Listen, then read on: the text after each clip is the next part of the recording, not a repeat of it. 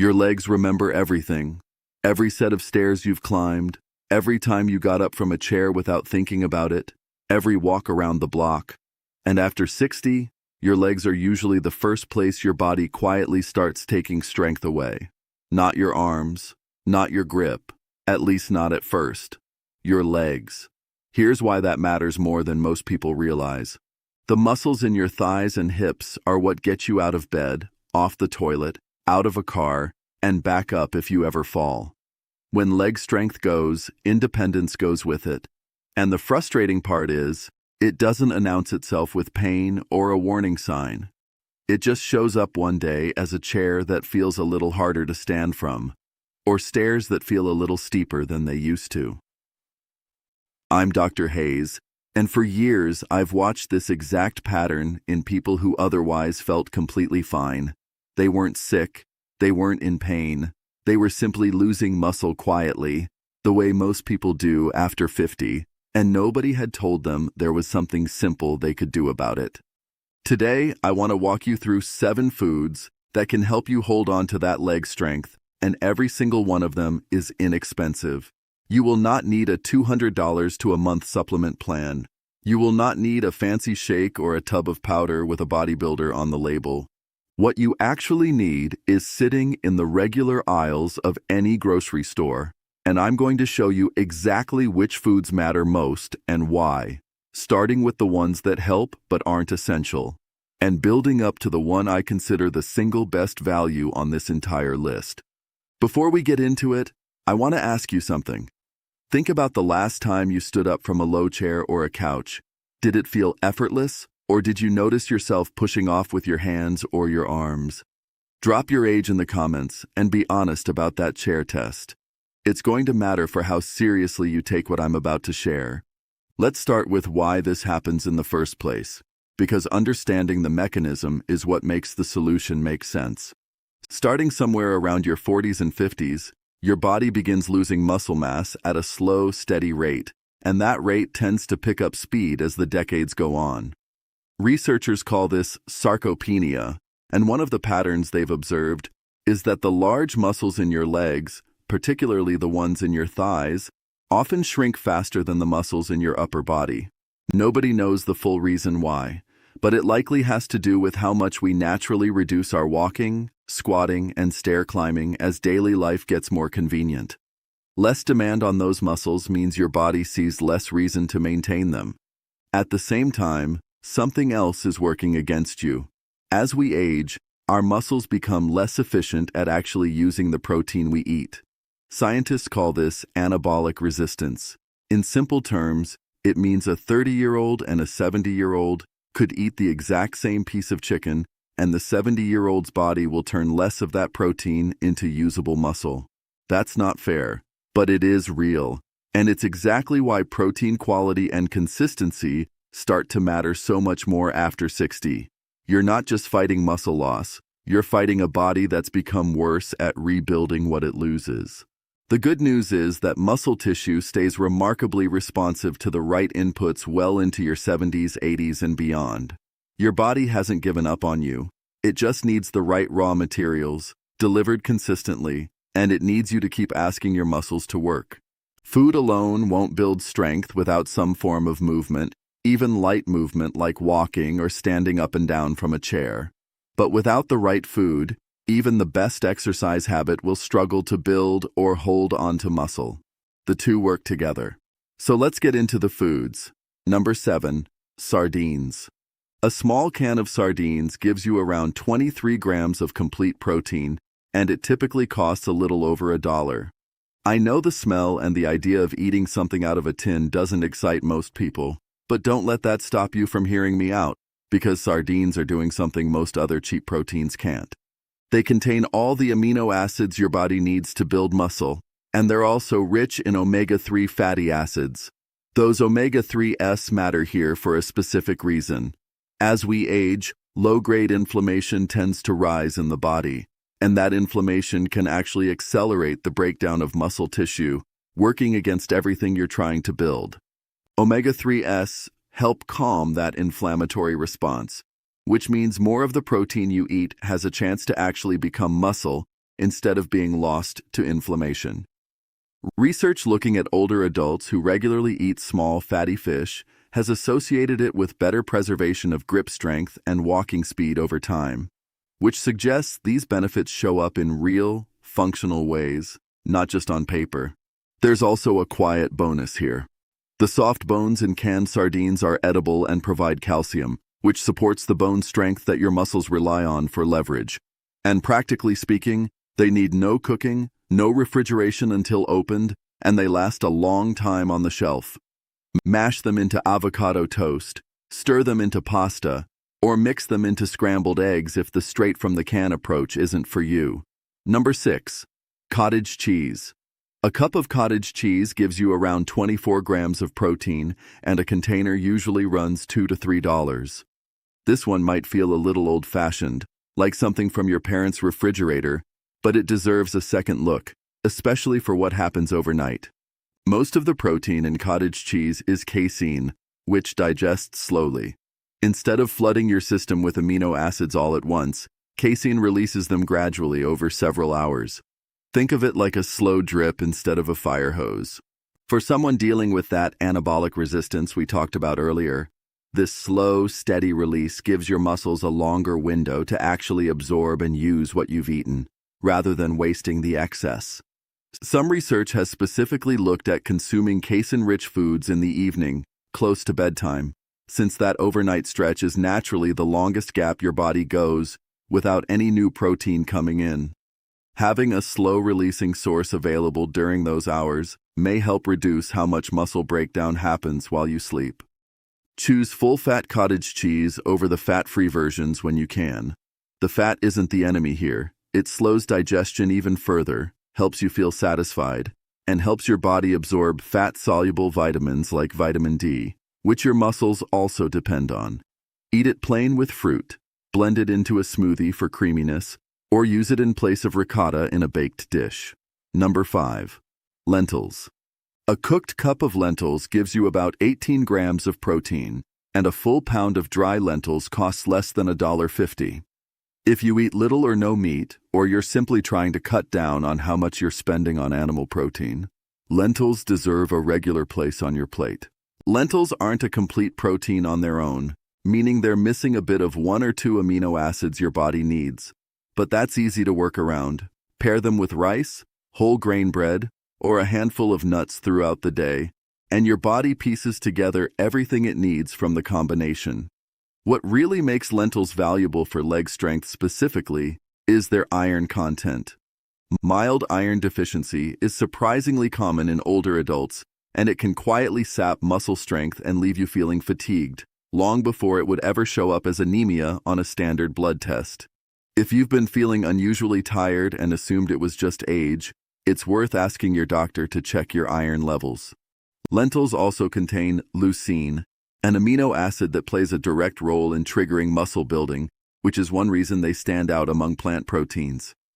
Red lentils cook down soft and creamy in about 20 minutes, which makes them a good option if chewing tougher foods is uncomfortable. Green and brown lentils hold their shape better and work well in salads or as a hearty side dish. Either way, cooking them with garlic, ginger, or turmeric doesn't just add flavor, it adds compounds that may help support that same anti-inflammatory environment your muscles benefit from. Number 4. Canned tuna. A can of tuna gives you around 22 grams of protein for roughly $1, sometimes less. Like sardines, it needs no cooking and lasts a long time in the pantry, which makes it one of the most convenient proteins on this entire list for anyone who doesn't want to be standing at the stove every day. What makes tuna especially useful is how easily your body can absorb and use its protein.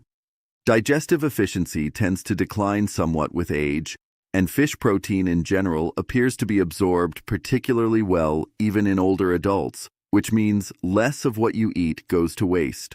Choose tuna packed in water rather than oil if you're watching calories, and know that chunk-light tuna is typically both the most affordable and the lowest in mercury, which matters if you're eating fish regularly.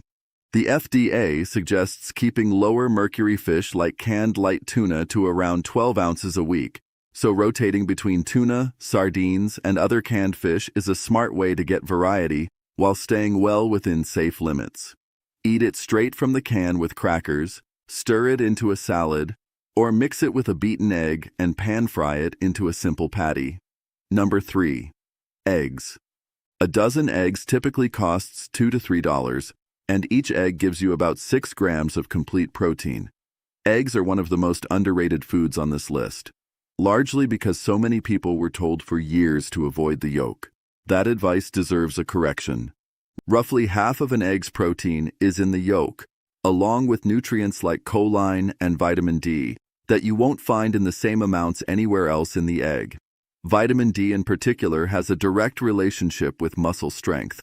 And unlike a vitamin D supplement taken on an empty stomach, the vitamin D in an egg yolk comes packaged with fat that actually helps your body absorb it. Some research comparing whole eggs to egg whites alone has found that eating the whole egg leads to a noticeably stronger muscle-building response after exercise, suggesting the yolk isn't just extra calories, it's actively helping the white's protein do its job better. The old concern about eggs and heart disease has also been substantially walked back by more recent research for most people without specific cholesterol conditions. If you have a heart condition, or you're unsure, that's a conversation worth having with your own doctor. But for most people over 60, without a specific medical reason to avoid them, eggs are one of the cheapest, most complete proteins available. Scramble them with vegetables, poach them over whole grain toast, or hard-boil a batch at the start of the week for an easy grab-and-go snack. Number 2. Greek yogurt. A cup of Greek yogurt provides around 20 grams of protein, and a large container usually works out to less than $1 per serving. What makes Greek yogurt stand apart is that it actually gives you both types of protein we've talked about today in one food. It has fast-digesting whey, which delivers amino acids to your muscles quickly, and slower-digesting casein, which extends that supply over several hours. You get the quick support and the long, steady release in the same bowl. Greek yogurt also contains live probiotic cultures, which support gut health. That might sound unrelated to muscle, but a healthy gut plays a real role in how well you absorb nutrients, including protein, and in keeping inflammation in check. When your gut isn't working well, you can eat plenty of protein and still not get the full benefit of it. Look for plain, full-fat Greek yogurt without added sugar. Flavored varieties often pack in more sugar than you'd expect, and that added sugar can work against the very inflammation control you're trying to achieve. Add your own berries or a drizzle of honey instead. Beyond breakfast, Greek yogurt works well in smoothies, as a substitute for sour cream, or even as a marinade base for chicken or fish. And now, number 1, the food I consider the single best value for anyone over 60 trying to protect their leg strength on a budget. Dried beans.